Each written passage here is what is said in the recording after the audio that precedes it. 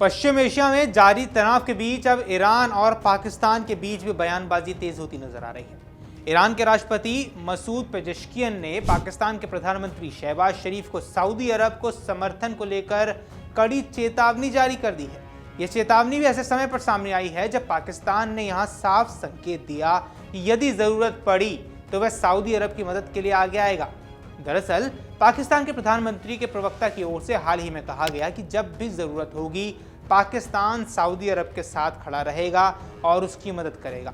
इस बयान के बाद ईरान ने इसे गंभीरता से लिया और पाकिस्तान को सावधान रहने की सलाह दे दी। ईरान का कहना है कि मौजूदा युद्ध जैसे हालात में किसी पक्ष का खुला समर्थन क्षेत्रीय और वैश्विक सुरक्षा के लिए खतरनाक साबित हो सकता है।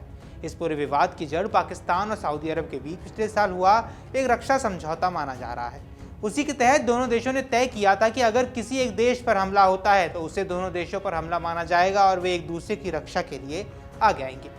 इस समझौते के तहत कई विश्लेषक अब नाटो जैसे सामूहिक सुरक्षा व्यवस्था से जोड़कर भी देख रहे हैं। हाल ही के दिनों में खाड़ी क्षेत्र में तनाव तेजी से बढ़ा है और ईरान पर सऊदी अरब के खिलाफ ड्रोन और मिसाइल हमलों के आरोप लगाए जाते रहे हैं। इसी पृष्ठभूमि में पाकिस्तान के सैन्य प्रमुख आसिम मुनीर 2 दिन पहले सऊदी अरब की राजधानी रियाद पहुंचे थे। वहां उन्होंने सऊदी अरब के रक्षा मंत्री खालिद बिन सलमान अल सऊद के साथ मुलाकात भी की। इस मुलाकात के बाद सऊदी अरब की ओर से जारी बयान में कहा गया कि पाकिस्तान और सऊदी अरब के बीच मौजूदा रक्षा समझौते को सक्रिय कर दिया गया है। इस घोषणा के बाद क्षेत्रीय राजनीति में हलचल और बढ़ गई। कई विश्लेषकों का मानना है कि यदि यह समझौता पूरी तरह से लागू हो जाता है तो पश्चिम एशिया में संघर्ष का दायरा और ज्यादा बढ़ सकता है। इसी घटनाक्रम के बाद ईरान के राष्ट्रपति मसूद पेजेश्कियन ने पाकिस्तान के प्रधानमंत्री शहबाज शरीफ से टेलीफोन पर बातचीत की। ईरानी सरकारी मीडिया के मुताबिक इस बातचीत के दौरान पेजेश्कियन ने पाकिस्तान को अप्रत्यक्ष रूप से यहां चेतावनी दी कि युद्ध की जिम्मेदारी को नजरअंदाज करना वैश्विक सुरक्षा के लिए खतरनाक साबित हो सकता है। ईरानी राष्ट्रपति ने कहा कि अगर अंतर्राष्ट्रीय समुदाय युद्ध के लिए जिम्मेदार लोगों को जवाबदेह नहीं ठहराता है तो वैश्विक व्यवस्था और अंतर्राष्ट्रीय सुरक्षा दोनों खतरे में पड़ सकते हैं। उनके मुताबिक संघर्ष के असली कारणों को नजरअंदाज करने से अंतर्राष्ट्रीय प्रणाली और अस्थिर हो जाएगी। पेजेश्कियन ने यह भी कहा कि दुनिया को इस युद्ध के नतीजे पर गंभीरता से ध्यान देना चाहिए और ये समझना चाहिए कि मौजूदा हालात केवल एक क्षेत्रीय संघर्ष तक सीमित नहीं है। उन्होंने चेतावनी देते हुए कहा कि यदि इस संकट को समय रहते नहीं रोका गया तो इसके परिणाम दूरगामी हो सकते हैं। ईरान की प्रतिक्रिया ऐसे समय पर भी सामने आई है जब पाकिस्तान सरकार के सलाहकार मुशर्रफ जैदी ने एक बयान में साफ कहा था कि पाकिस्तान सऊदी अरब के साथ खड़ा रहेगा। उन्होंने बुधवार को कहा कि इसमें कोई संदेह नहीं है कि पाकिस्तान जरूरत पड़ने पर सऊदी अरब की मदद के लिए आगे आएगा, चाहे हालात कैसे भी क्यों ना हो।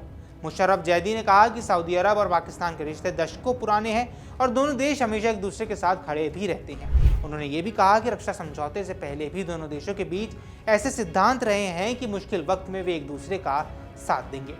हालांकि उन्होंने इस बात को भी स्वीकार किया कि पाकिस्तान के सामने एक अहम चुनौती ये भी है कि वह सुनिश्चित करे कि उसके करीबी साझेदार ऐसे किसी बड़े संघर्ष में ना उलझ जाएं जिससे पूरे क्षेत्र की स्थिरता और आर्थिक विकास प्रभावित हो सके।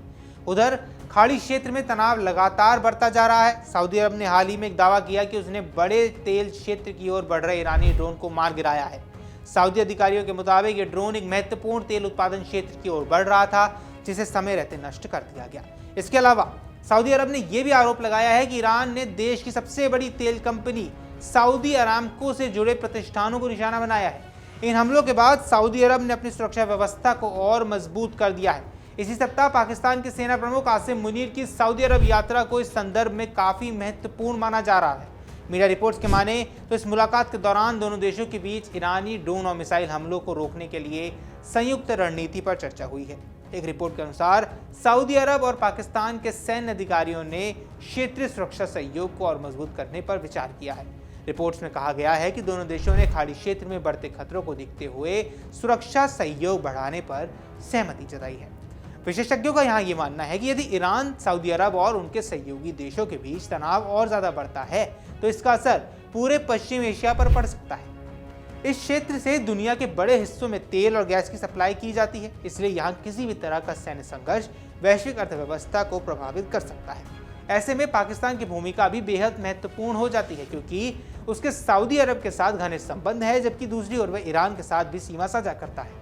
इस कारण पाकिस्तान के लिए संतुलन बनाए रखना एक बड़ी कूटनीतिक चुनौती बन गया है।